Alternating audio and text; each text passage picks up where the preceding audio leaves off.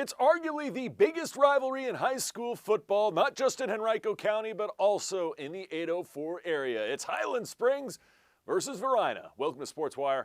I'm Will Catterley. It's a series that has taken center stage since 1940. Highland Springs versus Varina. Both teams, as usual, had more than just bragging rights at stake. The Springers and Blue Devils would also boost their playoff resumes with a win and, of course, improve their overall seeding as well. And as Varina quarterback Caleb Weiss knows, it's awfully hard to win at Highland Springs. Just 2 years ago, he got his first varsity action ever, nearly bringing the Blue Devils back. Thursday night would be his first chance to beat the Springers at Highland Springs since his debut. But it would take much more than just solid quarterback play to win the night before Halloween. It's Varina, it's Highland Springs. Need I say more? Let's get it started. And the Blue Devils offense would have the first crack at getting points on the board, and they did not look bad early. The running game, they're winning up front. Good sign for Varina. Michael Farley with a nice run and a first down. Later, just an extension of the run game. The short passing game worked. Wide receivers blocking well. That's good for a nice gainer to Jeremiah White. Caleb Weiss with the connection. Another first down. However, a touchdown was negated by an illegal man downfield, which will lead to this. Caleb Weiss dialing long distance, but quarterback Antoine Richardson. Johnny on the spot for the Springers, so they avoid a Varina score. The turnover would set up Highland Springs offense, but the defense for Varina ruled the day. Number 56 on the stop. Big time plays by the defensive front, and then Varina got back to the ground and pound. Farley, first down, same drive, second quarter. Weiss, not a first down, but a touchdown. Caleb connects to Sire Rex. Touchdown, Blue Devils. They would have the early 7-0 advantage. Highland Springs, want more Sire Rex? I had not seen a high school team tackle this well in space in a long time. Rex was a big part of it. Gets the tackle on Antoine Richardson on the read option. Then pass out in the flat. Work for Varina, not for Highland Springs. Johnny as a spot are the Varina Blue Devils. They make the stop. Number 23, Amari Bowers there. So with the stop, Highland Springs selling for a field goal. That would be wide left. Still 7-0 Blue Devils. And then you can never discount the legs of one Caleb Weiss. Runner left side, first down. Weiss still not finished. 55 yards from Pater. He'll make it up. If it ain't broke, don't fix it. Runner to the left side, he's got room. Nothing but green grass or turf, and nothing but the end zone. Touchdown, Varina. And the Blue Devils up 14-0 at Highland Springs. That was indeed a fact with 3:45 to go in the half. Later, third quarter now. Anytime Highland Springs this year's gotten into trouble, they've gone back to what gets them going, the running game. And why not? It works. Eric Bird was the word. First down. Varina defense would buckle down again, though, and would only allow a field goal instead of 7. Springers on the board, but it's still 14-3.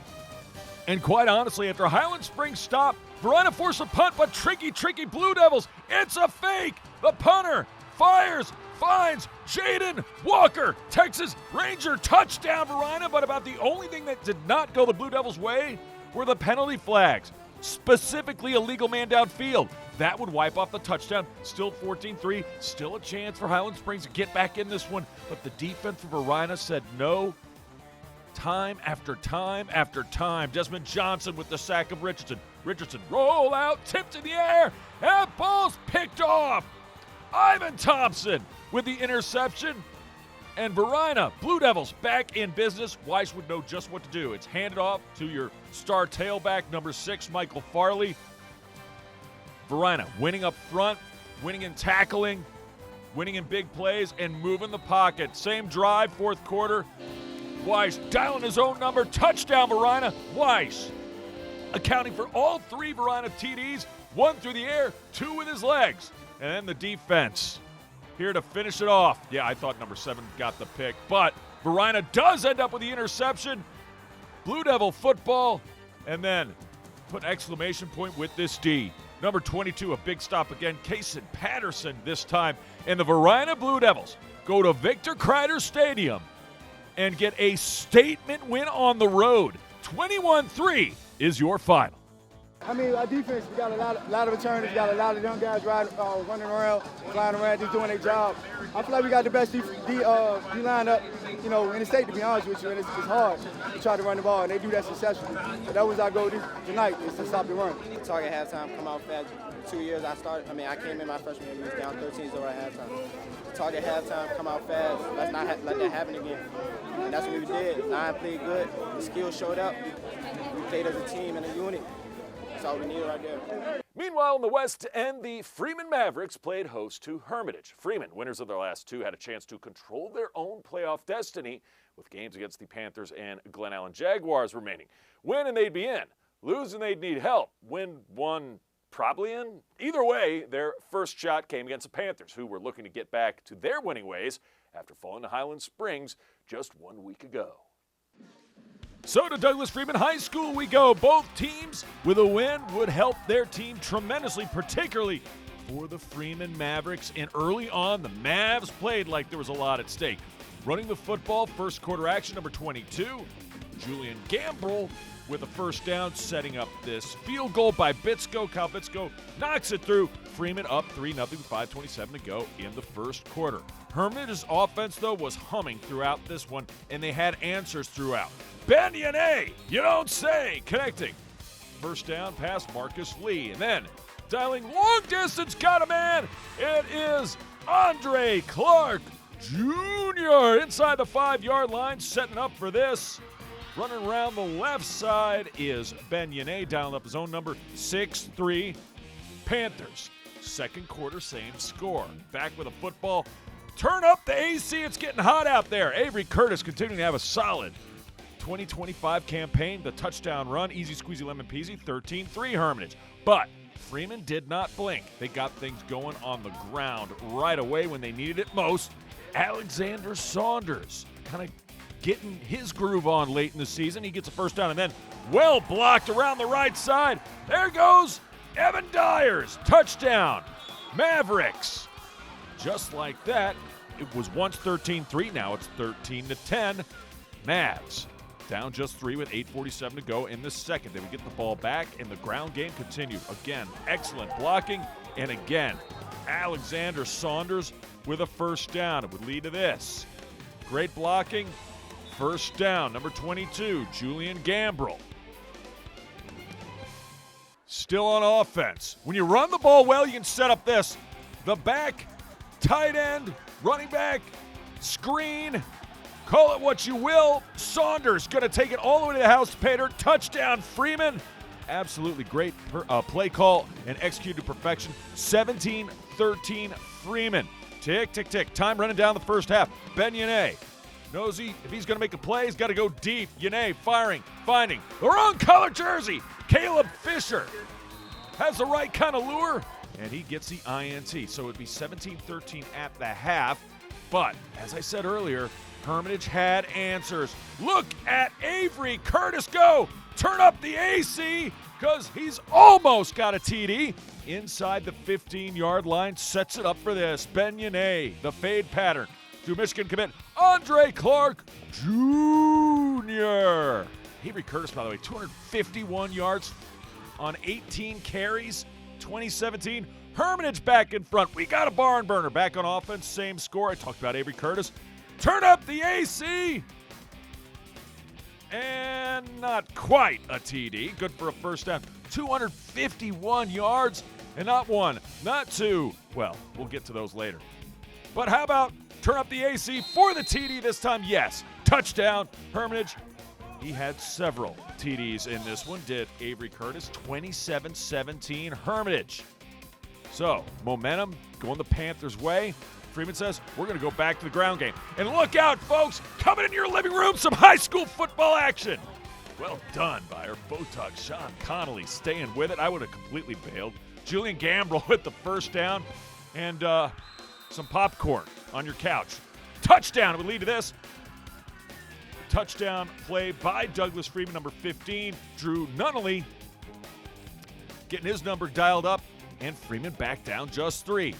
Back to the passing game goes Hermitage. Neither defense could stop the opposing team's offense. And they did. It was key momentum. Yane dialed it up. That time, we found Marcus Lee. And then this time, here comes Avery Curtis again. Another touchdown for Curtis, 4 on the night. Meanwhile, Yane, 34-24 with 2:02 to go. Yane was 16 of 20 for 186 yards.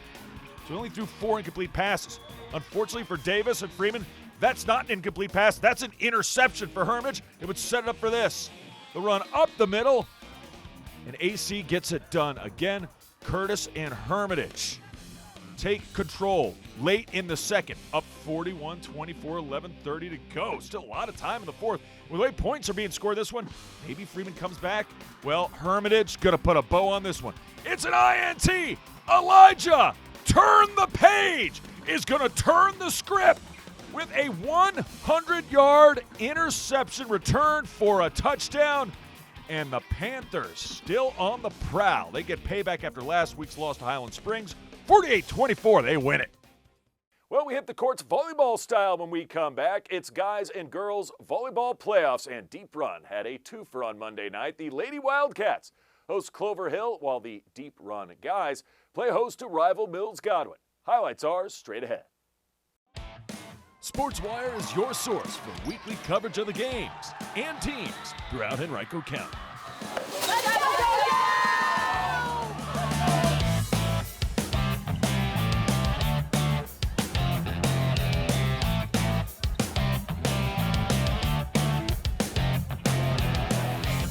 The exciting highlights.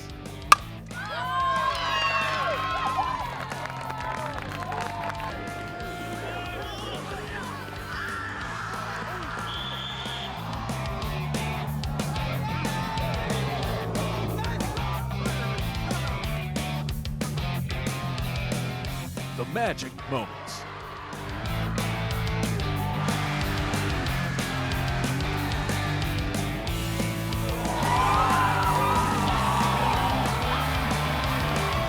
And you get to see it all by watching SportsWire.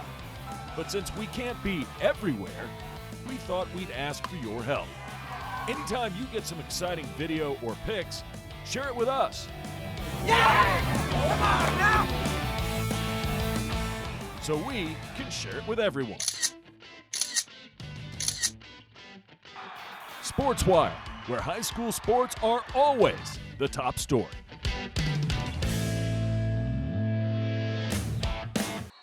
Welcome back to SportsWire. Volleyball playoffs are here, and they were delivering. Deep Run, Clover Hill, first round action. Deep Run, the 3 seed at home, taking on the Cavaliers, who came in as the number 6 seed. First set action. Cavaliers brought a lot of energy to this one. Clover Hill looked pretty good early. Hit them where they ain't. Nice soft put down. Point number 4, Maggie Samuel. Cavaliers, how about this? Set it up and knock it down. Number 10, Deborah Skelton with the point. Cavs looking good. There's a reason why Deep Run is hosting as the 3 seed, because they're darn good. And they would have no problem coming back in this one. Setting up, knock it down themselves. Number 18 and company, Caroline Wetzel, middle blocker. And then Wildcats coming up aces. They do that very well. The service ace for the Wildcats puts them back in front. They wouldn't look back, at least not in the first set, as they set it up and try to win it at the top of the net. Nice job by Clover Hill there. And then somehow corralling it, but the point goes away of Deep Run. Megan Leaner at 25-13 would be your final. Wildcats win the first. Second set, nice way to get things started. Service ace happening once again. Wildcats serving again. And that was their biggest advantage in this match. Had a ton of service aces to Clover Hill. Cavs did a nice job mucking it up and competing on long volleys. But again, another ace goes away of Deep Run. Wildcats in control. Later, still in the second set. Now Clover Hill on the serve, setting up, knocking it down. Number 2 doing the honors. It's Megan Leaner again with the point. This time Wildcats on the serve. A little miscommunication there. That's going to drop for the point. Number 3 making it work. Avery Ward, outside hitter. Only a junior. She'll be back for her senior season. Point, Wildcats. Number 2 had it going as well. Leaner. And then knocking it down, though. Clover Hill not going away, not that easily. Chasia Deliazard with the point. Wildcats with answers, however. Deep run. Going to get that one to go. Miscommunication again by Clover Hill. They win the second set and then take down the third. Get the second set 25-17. And the Wildcats survive and advance, winning 3 sets to none. And the Deep Run ladies got to play spectators as well later on in the evening because the Deep Run guys, Class 5C guys playoffs. Deep Run played host to their rival Mills Godwin. Now, Deep Run in this one came in as the number 2 seed. Meanwhile, in the 2 matches against Godwin in the regular season, did Deep Run win? Yes, they did, but Godwin took a set in each one of them. So, Eagles more than capable. Eli Maitland, one of the reasons why they're more than capable. Wildcats have answers, however. Number 7 has been special all season. He gets the kill right there. Amir Horu for the point, and then Wildcats looking for more. Godwin on the attacking end. Set up, knocked down. Easily done, well executed. Hakeem Hardy with the point, middle blocker, and senior gets in the scoring ledger there. Godwin counters with a block at the front of the net. But Deep Run, when they needed it most, would have answers to any Godwin rally. Outside hitter absolutely mashes that one. Number 22 came up and crushed it. Luke Fry with the point there. Later, Godwin on the serve, knocking it down. Set up, taken advantage of by Jason Law, outside hitter. He's a senior. Godwin looking for even more. Wildcats come right back with the kill on the outside. And then Deep Run back at it on the serve. And somehow, Eagles keep it going, out of position there. Wildcats finish the job. Number 11 doing it. Hakeem Hardy, 25-19. Hard-fought first set for the Wildcats, but the higher seed gets it done. And then, boop, where we started, number 20. Taking care of business, Eli Maitland with a point for Mills Godwin. Eagles looking for more. Wildcats, passing is everything because it leads to that. Point, Fry doing his part. Then Wildcats on the serve. Number 6. Setting it up. This time blocked and well blocked by Mills Godwin. Eagles trying to take advantage, and they do. They get the point right there. And then number 15 on the serve, Owen Keensey. Wildcats, what a great dig. Tremendous dig by number 5, Micah Carroll. But the Wildcats have answers. They could not corral that one. Could Mills Godwin. Point, Deep Run. And that would set it up for this. Better be lucky than good. Really helps when you're both. Number 23 gets a service ace, 25-14. Just one set away. Oliver Chang doing the honors on that serve. Wildcats in the third. Hit him where they ain't. Get the point. Deep Run. Can feel it in terms of surviving and advancing to the second round. Games to be held on Thursday evening. Godwin, not quite done, not yet. Trying to stay alive in that one, but that doggle hunt, easy squeezy, lemon peasy, setting it up, knocking it down is Deep Run. Eagles trying to get on the comeback train. Jason Law on the serve. That will work. The block goes the Eagles' way. Law serving again. Wildcats saying it doesn't matter. The kill works, and most importantly, the Wildcats take back control of the volleyball, setting it up for aces. Everything going the Wildcats' way. Just the better side in this matchup as Deep Run advances to the second round. 3-0. You're fine. With the win, Deep Run matches up with Midlothian. Glen Allen, the top seed, will face James River. Meanwhile, on the ladies' side, the Wildcats advance to face Prince George on the road. Well, it's back to the gridiron when we return. Speaking of deep run, the Wildcats take their act on the road as they travel to Tucker. Plus, it's Class 5 regional cross country. See who the top runners and top teams are when they race at Pole Green Park. That's next.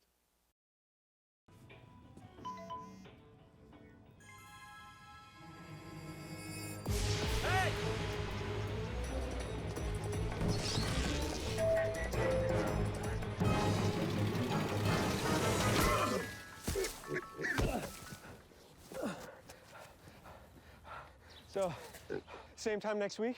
Well, of course. Put away a few bucks, feel like $1 million. For free tips to help you save, go to Feed the Pig. Welcome back to Sports Wire. Welcome to the Regional Cross Country Championships. Perfect timing to take your pet out for a nice walk and enjoy the running weather. It was great running weather, and they are off. Class Region 5C cross country race, 5,000 meters and counting. Teams like Godwin, teams like Glen Allen, teams like Midlothian, all in the running, pardon my pun, at Pole Green Park, and around the corner they come. Godwin, Glen Allen, Midlothian, a couple big runners. The three top teams, go figure, all in first. But it's not just about who finishes in first. It's about how the team does as a whole. And Godwin, Glen Allen, and Midlothian had tremendous runners on this day. Again, tremendous weather for running. About the only thing you don't want is immense heat and or serious wind. This was nice, cool, little bit cloudy, rainy weather. Emma Stein for Glen Allen, second place overall. Midlothian's Kate Yeager finishes in third. In first place overall, Mills Godwin's Sophie Lindsay. Three of the top four girls finishers were all freshmen. And Glen Allen would win the team championship. They had all five runners finish in the top 20. That is amazing, including number 2, number 8, number 9, and number 10 overall. Speaking of Glen Allen, the guys are like, okay, our girls took home the hardware. Godwin's like, we're going to be part of this as well. And the guys, they are off. 5,000 meters, same race, same course, same weather. Let's do it. And in this race, the man of the hour was one Joshua Taylor from Clover Hill, although Jacob Mackey would have the lead for Albemarle going around the first turn before they come and head right back at you. Yeah, the umbrellas were up, and that is where Joshua Taylor took a commanding lead, and for the Clover Hill Cavaliers, one he would not relinquish. Meanwhile, Albemarle's Jacob Mackey and Midlothian's Grayson Spiller right on his heels in second and third. Deep run, couple of great runners. Eagles had a couple big ones as well. And heading to the finish, it was all about Joshua Taylor and Clover Hill. He takes first place overall. Jacob Mackey of Albemarle second. Grayson Spiller of Midlothian would finish in third. Bradley Walker and Caleb Wood of Mills Godwin would finish fourth and sixth respectively. Albemarle takes first place as a team. Deep Run would finish in second place overall. Good luck to all the runners in states. Back to the gridiron we go. It is senior night at J.R. Tucker. Tucker Tigers looking for their first, well, technically second win of the year. They got the forfeit win against John Marshall, but they'd like to get one on the field. Tricky Tigers, they go with the onside kick to begin the football game. They almost got it. Deep Run with the recovery. However, Tucker came to play early. Nice form tackle right there. Number 5, Mackay Williams. Meanwhile, Deep Run looking for their third win of the year. Now, Deep Run would have to punt, but this is not going to work wonders for Tucker. Stopped behind the goal line. He pitches to a teammate. He's stopped behind the goal line. That's a 2-run shot for Shohei Ohtani and the Dodgers. Just kidding. A 2-point safety for Deep Run and the Wildcats. They would have a 2-0 lead with 3:17 to go in the first. However, this would pay dividends. Paramount running the football for Deep Run. They had some nice chunk plays. This was one of them by Paxton Hastings. Good for a first down, but they would have some trouble from center to quarterback exchange on the snap, and Tucker took advantage. Turnover, and the Tigers pounce on it. They're in good field position, so the Tigers' defense making some moves. Unfortunately, their offense couldn't get going. Deep Runs could. Jamel Howard, how about it? Touchdown run for Howard, who had a huge night, 166 yards from scrimmage rushing the football. And Jamel gets a deep run, the touchdown, and a 9-0 lead. Now, neat formation, a little read option out of a Wildcat situation for Tigers. One of their biggest offensive plays of the night. Damon Cornwell does well for a first down. However, it wouldn't result in points. And deep runs like, I think we know what we need to do here. We need to feed the beast. Jamel Howard running with power. Good for a first down. But if you think that was running for power, you ain't seen nothing yet. Check out the run after the catch here by Cullen Birch. 1, 2, 3, 4, 5 Tucker Tigers. He's still going! Down the sidelines, picked up an extra 10 to 12 yards on that play. First down, harbinger things to come for deep run. Running over tacklers. Let the big man eat. First down, Wildcats. That time it's number 6, Robert Nodar. And then back to Howard. He knows what to do with it. Spin move. Touchdown, Wildcats. His second rushing touchdown of the night. And we're still just in the first half. 16-0 with 3:27 to go till the break. Deep Run's defense was spot on as well. They're going to get the INT right here. Number 15 doing the honors. It's Joseph Mitchell. And yes, I thought he was going to crush me. So yeah, I bailed out of the play, unlike Sean Connolly earlier. Good for a first down, though, setting up deep run deep in Tucker territory. It would lead to this. You saw the run earlier from Paxton. Hastings. Don't be too hasty with Hastings. Check out his arm. Great throw. Excellent catch. Zayed Abubakar Sheedy with the catch, making it 1st and goal. And then Hastings going to follow it up with another pass to the corner. This time it's Cullen Birch with the touchdown grab. All deep run at this point. 23-0 just before the half. Second half, trying to get something going in the third quarter. That deep run defense says absolutely not. And we get a cool dance afterwards. That'll probably make the montage. Benjamin Arroyo with the tackle, setting up for Hastings. The touchdown throw again. Hastings, nice night through the air. He's only 5 of 14 passing, but 93 yards, 2 tutties. 36-0 deep run wins. Other scores, Patrick Henry got the best of Henrico. 27-16 the final in that one. And TJ, they turned it over 5 times, and they beat Godwin 24-17. Remember, if you have questions or comments about the show, just send me an email to this address, sportswire@henrico.k12.va.us. You can always follow us on X and Instagram, and make sure to watch episodes on YouTube. I can't wait to see ya next time on Sportswire.